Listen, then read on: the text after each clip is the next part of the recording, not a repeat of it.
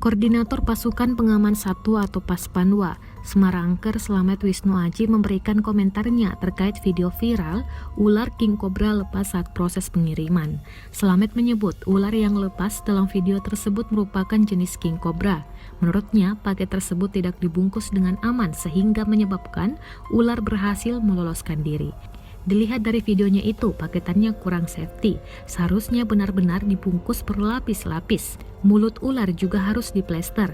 Setelah itu dimasukkan karung lalu masukkan box kontainer, baru dimasukkan ke kardus lagi, jelasnya kepada kompas.com. Sebagai pecinta reptil, pihaknya kerap kali melakukan pengiriman reptil melalui jasa ekspedisi khusus. Namun, hal itu dilakukan dengan penanganan khusus agar tidak membahayakan. Menurutnya, lolosnya ular tersebut memang cukup berbahaya apabila tidak ditangani oleh orang yang sudah terlatih. Sementara Head Regional Jateng JNE Mersudi memastikan bahwa pengiriman paket hewan berbisa tersebut bukan melalui ekspedisinya. Selama ini, pengiriman binatang atau tumbuhan biasanya dipisahkan dengan barang yang lain serta dilengkapi surat khusus. Ekspedisinya sendiri melayani pengiriman binatang terutama jenis ikan dengan prosedur yang ketat. Beredar sebuah video di media sosial penemuan seekor ular jenis king cobra di antara tumpukan paket-paket barang di dalam mobil ekspedisi.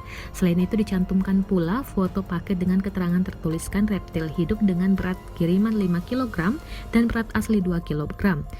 Diduga ular tersebut berhasil lolos dari dalam paket yang diketahui akan dikirimkan dari kota Semarang ke Surabaya. Penelusuran kompas.com, video menghebohkan tersebut diunggah oleh pemilik akun Facebook Firdaus Hisyam.